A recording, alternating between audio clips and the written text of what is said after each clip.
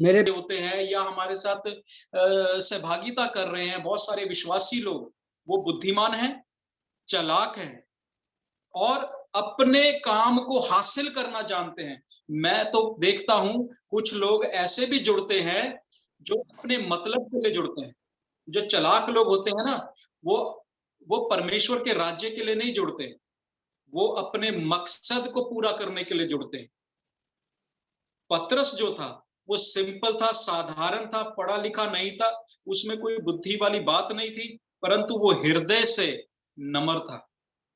He was warm hearted. Hallelujah.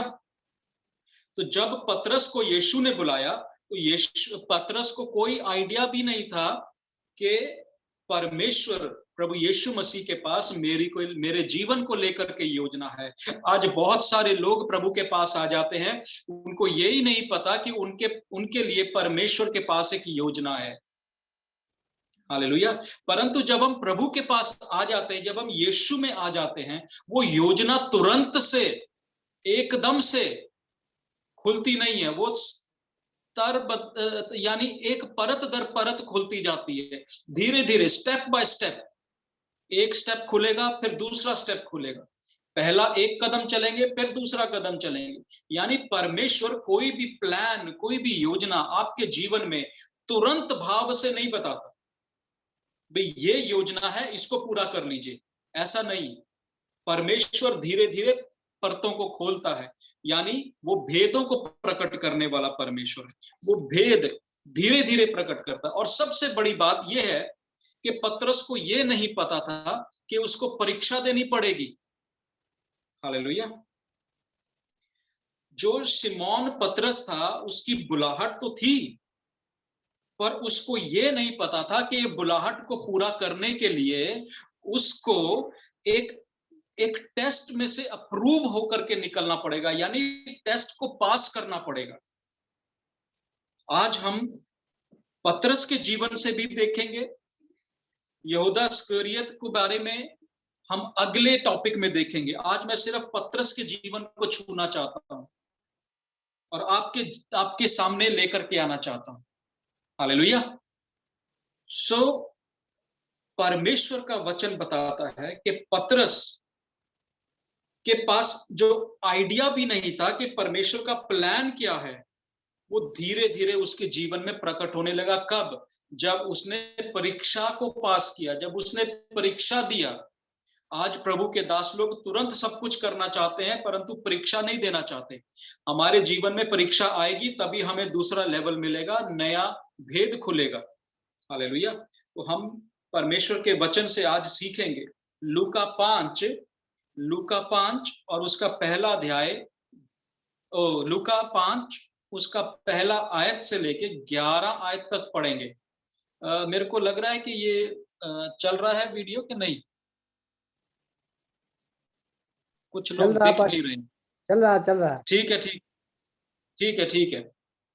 सो यहाँ पर परमेश्वर के वचन में से हम पढ़ेंगे। कोई एक जन अपना माइक ऑन करके, पास्टर वरिंदर या पास्टर सुलेमान, आप अपना माइक ऑन करके एक जन लूका 5 पहला आयत से लेकर के 11 आयत तक पढ़ेंगे।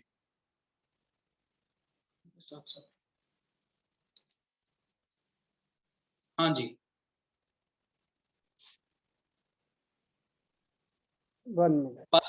या सुलेमान में से कोई पढ़ देगा लूका 5 पहली आयत से लेके 11 आयत तक। जब भीड़ उस पर गिरी पड़ती थी